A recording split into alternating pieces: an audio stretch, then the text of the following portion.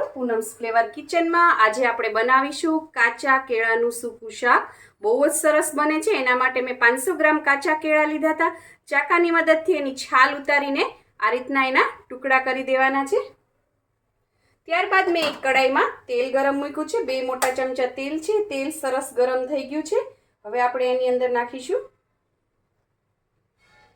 રાઈ 5 ચમચી જેટલી અને જીરું છે એ પણ 5 ચમચી જેટલું। રાઈ જીરું સરસ ફૂટી જાય એટલે આપણે એની અંદર 2 ચપટી જેટલી હિંગ નાખીશું અને ત્યારબાદ આપણે અડધી નાની ચમચી હળદર નાખીશું અને પછી તરત જ આપણે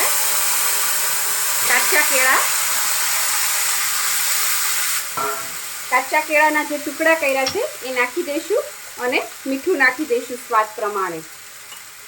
આ શાક બહુ જ સરસ લાગે છે અને રોજ ક્યું શાક કરવું તો એનો પ્રોબ્લેમ તો બધાના ઘરમાં હોય જ છે। તો આ એક અલગ શાક તમને વેરાયટી મળી રહેશે શાકમાં।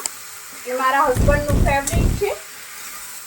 એ સરસ આપણે મિક્સ કરી દઈશું અને આને બનતા જરા પણ વાર નથી લાગતી। કેળા જલ્દીથી ચડી જાય છે।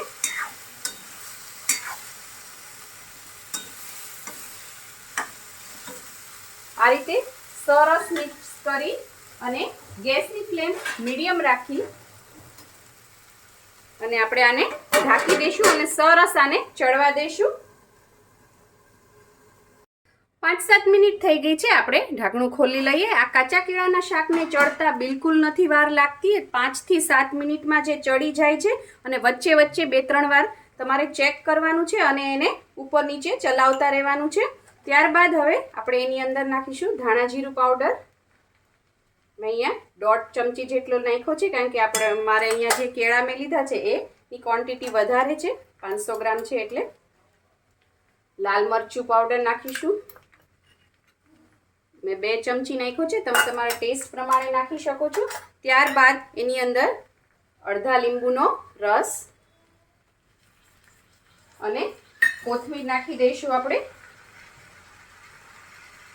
આ શાક બનતા જરાય વાર નથી લાગતી અને બહુ જ સરસ લાગે છે। ઘરમાં કોઈ મહેમાન આવ્યું હોય અને ગ્રેવીવાળા શાકની સાથે એક સૂકું શાક કરવું હોય તો આ ખૂબ જ સરસ લાગશે। અથવા દાળ ભાત સાથે કરવું હોય, ટ્રાવેલિંગ, ટિફિન અથવા લંચ બોક્સમાં પણ બહુ જ સરસ લાગશે। અને આપણને જે બટેટા ખાઈને એવું ગિલ્ટ થાય છે કે ઓહો બટેટા ખાઈ લીધા, કેલેરીઝ મળી જશે, ચરબી થઈ જશે, કાર્બ્સ લઈ લીધું વધારે, તો એ ગિલ્ટ પણ આમાં નહીં રહે। હેલ્ધીનું હેલ્ધી અને ટેસ્ટીનું ટેસ્ટી, 2 ઓપ્શન આપણને આમાં મળી રહેશે। અને બીજી એક વાતનું ખાસ ધ્યાન રાખવાનું છે, તમે જ્યારે કાચા કેળા માર્કેટથી લઈ આવો ત્યારે જે એ છાલ સહિત જ એને ધોઈ લેવાના છે અને પછી છાલ ઉતારી અને એના ટુકડા કરીને ડાયરેક્ટ શાક બનાવવાનું છે। છાલ ઉતારી અને પછી કેળા નથી ધોવાના અથવા એના ટુકડા કરીને એના ટુકડાને પણ નથી ધોવાના।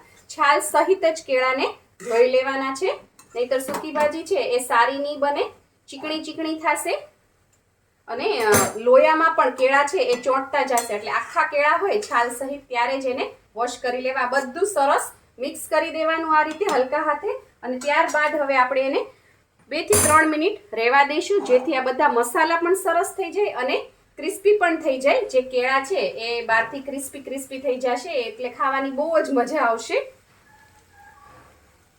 મીડિયમ ફ્લેમ રાખવાની, સ્લો ફ્લેમ નહીં રાખવાની, એટલે જે હું તમને કહું છું કે ક્રિસ્પી થાય એ એનાથી ક્રિસ્પી થશે। અને હવે ઢાંકવાનું નથી, આમ જ એને ખુલ્લું જ ચડવા દેવાનું છે।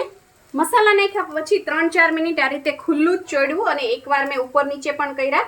જો મીડિયમ ફ્લેમ રાખશો અને ખુલ્લું રાખશો તો આ રીતે ક્રિસ્પીનેસ આવશે।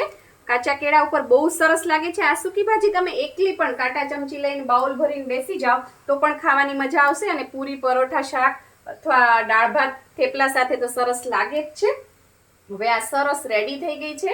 આની ઉપર ફરીથી આપણે કોથમીર નાખી દઈએ અને બહુ જ જલ્દી બની જાય છે, બહુ જ જલ્દી અને બહુ જ ટેસ્ટી। હું ગેસની ફ્લેમ બંધ કરું છું। જો તમને મારી આ રેસીપી પસંદ આવી હોય તો લાઇક, શેર, કોમેન્ટ કરો। પ્લીઝ મારી ચેનલને સબસ્ક્રાઇબ કરો અને હા, બેલ આઇકન દબાવવાનું ના ભૂલશો, જેથી આવી જ સરસ મજાની વાનગીઓ તમારા સુધી પહોંચતી રહે। થેન્ક યુ, આવજો।